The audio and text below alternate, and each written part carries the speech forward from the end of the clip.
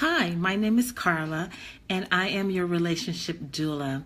I help women before and after marriage bravely birth peace in the pieces of their lives. And I don't know how many of you have seen the article that was recently published, and I put it in the link on this, my stress management Facebook page. It talked about the American Red Cross doctor suspected of killing his family member in murder, suicide. And so I wanted to get on and just talk about that, talk about mental health. It's something in our community that we don't like to talk about, and just because we don't like to talk about something doesn't mean that we can ignore it or that it will go away.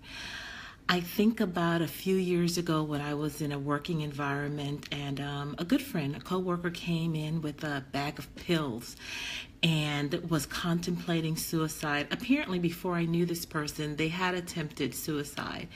And so, as we sat there in the office and we talked about the situation, I realized that they were having a bad time in their marriage. There was domestic violence involved as well, too.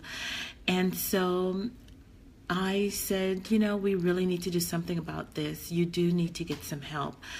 We need to understand that there's certain things that are beyond the scope of that what we can do, because I am not a professional or a licensed counselor or therapist. And so I remember helping her to make that brave choice of getting help. And she checked herself in to get some help. And of course, there was a negative backlash, which she was afraid of, where people in her community will say, "Oh, I knew there was something wrong with you." It gave her husband ammunition to say or prove that he was right in the treatment that he inflicted upon her. And it was a sad situation, but the bottom line is she went in, checked herself in, and started to get some help.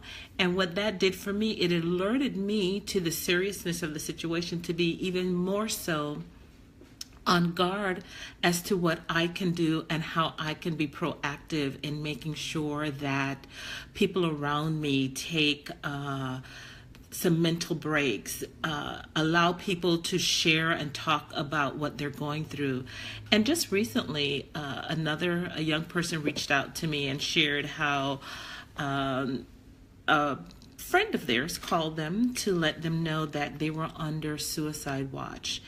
And they talked for a while on the phone. They're in different states right now, and this person gave me a call to find out how they can support and help that friend in need going through this stage. The person wanted to come and visit them, and we talked some more and realized that that was not the place where that person needed to be at this time. There needs to be accountability, there needs to be counseling, there needs to be therapy. Sometimes the doctor may tell you you need to take medication depending on what the professionals did in their diagnosis. And so I think that each of us need to be aware of the people around us. If you are having an issue and feeling that you're overwhelmed with life, and you may be feeling depressed, you may be feeling as though you're not being heard, you need to reach out to someone as well too, so that you can get some help. And it's okay to get help. I want to say that again. It's okay to get help. So many times in our community, true, we may get a negative stigma if you reach out to get some help. Oh, that person's crazy. Oh, you don't want to do anything with that. But I want to encourage you. It's better to get some help and then deal with some of the negative repercussion later on than to sit there and become overwhelmed and do something that is detrimental to you or someone else, as it was in this case with this physician. And in this particular article, he was an American Red Cross doctor suspected of killing his wife, their almost 1-year-old son, their pet, and then taking his own life. Apparently, he was identified as a medical director of the Nevada American Red Cross. And that just goes to show you that everyone in every phase of life has issues. Many times we may think it's someone who may be a lower economic station. That is not true. Mental health can affect all of us in so many ways, and so we need to get help. I pulled up the website for the National Suicide Prevention, and I think it's a wonderful resource that we should all take a look at. And their website is www.suicidepreventionlifeline.org. So all of us should take some time and check out the resources on that particular page. And what they share here on their website about the different known risk factors. You have mental disorders, you have alcohol or other substance use abuse, you have hopelessness, impulsive or aggressive tendency, history of trauma or abuse, a major physical illness, previous suicide attempt, family history of suicide, job or financial loss. You have loss of relationships. If you have easy access to lethal means, if there's a lack of social support or a sense of isolation, if there's a stigma, and I think this is really crucial, sometimes there's a stigma associated with asking for help, but someone cannot help you if they don't know you need help. If you're drowning, unless you are screaming out, help, help, or flashing around, someone may not realize that you're drowning. The same thing with mental health. Unless you let someone know, we may not be able to read behind the mask that you're presenting to the public. So let's take away that stigma with education. The lack of health care, especially mental health and substance abuse treatment. I know here where I live in the state of Alabama, they have just slowly cut away the resources for mental health. Before we had quite a few facilities where people with mental health can go, but those have been closed down around the state. And so now when someone has a mental health issue or something, they may end up incarcerated, and that's not the issue. Hi, Talina. Thank you for joining us as we talk about mental health awareness. And so what I want us to always remember, though, is you do need to ask for help. Even though there may be fewer resources in your city or in your county for mental health, reach out. Sometimes what can be a risk factor is your own cultural and religious beliefs. Many of us who feel that if you pray something away, that it could be your issue, your lack of faith, why you are having these thoughts or having poor mental health. They may say, oh, you don't have faith in God enough, or you need to pray more. And I'm not taking away the power of prayer, but that is not the answer alone when you're dealing with mental health. You do need to reach out to someone else so that they can help you through this. So those are just some of the risk factors. And here are some of the warning signs that they have on the suicide prevention website to know the warning signs. If you have someone who's talking about that they want to kill themselves or they want to die, those are warning signs. Don't take them lightly. If they're looking for ways to kill themselves, if they're searching online, if you happen to come up and look at your child's history or your spouse's and you see that we're Googling about different things like that, that's a warning sign. You need to be aware and be proactive in reaching out to that person. If they're talking about feeling hopeless or having no reason to live, these are warning signs. If they're talking about being a burden to others, sometimes people feel, well, if I just die, then I won't be a burden to my family, because they may be various situations that are around. We need to be listening for those things so that we can act accordingly. If there's increasing use of alcohol or drugs, if they're acting anxious, or whether or not they're being agitated or behaving reckless, sometimes if they're sleeping too little or sleeping too much, those are warning signs as well. If they're withdrawing or isolating themselves, those are things that you need to be aware of. If you had a friend that was always there present with you and all of a sudden they're just kind of withdrawn or disappeared, take a look. Find out what's happening. Make sure that they're okay mentally. If they're showing rage or talking about seeking revenge, these are all warning signs. And if they have an extreme mood swing, if they're up 1 minute, down the next minute, what are you going to do? So when we're looking about being aware of these signs, you may ask, well, what do I do? So now that I'm aware that there seems to be an issue, how can I help my friend?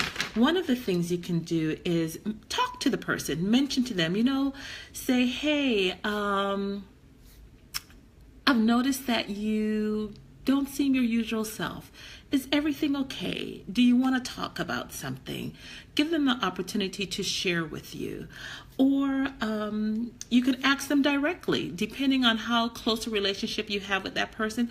Ask them directly, are you thinking about harming yourself? And if they say yes or no, just let them know, do you want to talk to someone? I remember in the case with my friend when she shared she was thinking about committing suicide, we immediately called someone to talk with her, because that is not what I do. That may not be something you do, so you need to reach someone. They have the suicide prevention hotline, and I'm going to give you that number, and I'll type it in the comments section, but their number is 800-273-8255. The National Suicide Prevention number is 800-273-8255.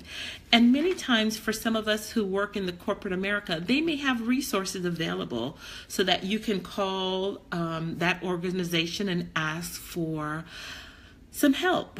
I know sometimes some employers frown upon it if you take a sick day for mental health day. I know I've had some supervisors that says, oh, a sick day is when you're sick, and they mean physically sick if you're out with a cold, the flu, or something like that. Whereas I do believe in prevention. And there was an Facebook email going around about a lady who took mental health as her sick day and let her supervisors and everyone know, and that was applauded.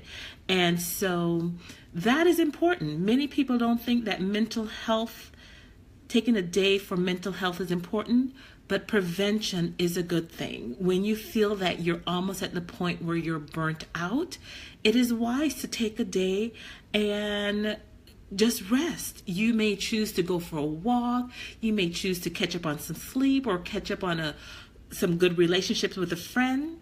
So those are great things that you can do to make sure that you are being the preventative stage in making sure that you're taking care of your mental health. So I want us to continue to have a conversation on mental health, and keep in mind that just like this article with this doctor there in Nevada, it is not unusual, and it happens more often than we know. And so I want each one of us to be proactive with the people we care about. Do a mental health check-in with them. Just check in with them and say, you know what?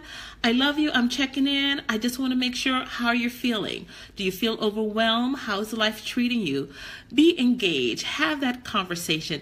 If they say, you know what, I'm feeling overwhelmed, say, you know what, let's go. If we need to see a therapist, if we need to make an appointment with a counselor, let's do so that we don't have more tragic stories like the one that we have here. So if you want to, in the comments section, you can leave a comment as to whether or not you've come across a situation before where someone you cared about shared with you that they were thinking about doing harm to themselves, and how you handle the situation. Because I think the more we talk about it, the more we're able to help others in our community to be aware of it. So again, they have great resources on the internet, and the National Suicide Prevention number again is 800-273-8255. So if you know someone who's feeling overwhelmed, or if you're feeling overwhelmed, and if any of those signs resonate with you, reach out for help, because it's okay to do that. So I want to thank you, Talina. For those of you who are going to listen to this on the replay, again, feel free to leave your comments if you've come across a situation before where you had to react and deal with a friend or a family member who told you they wanted to harm themselves, or if they have mental illnesses that needs to be addressed. Let's open the conversation around that. So I am Carla, your relationship doula, helping women before and after marriage bravely birth peace in the pieces of their lives. Signing off, and I'll catch you later. Bye-bye. Thank you, Talina. Thank you for all the hearts and the likes.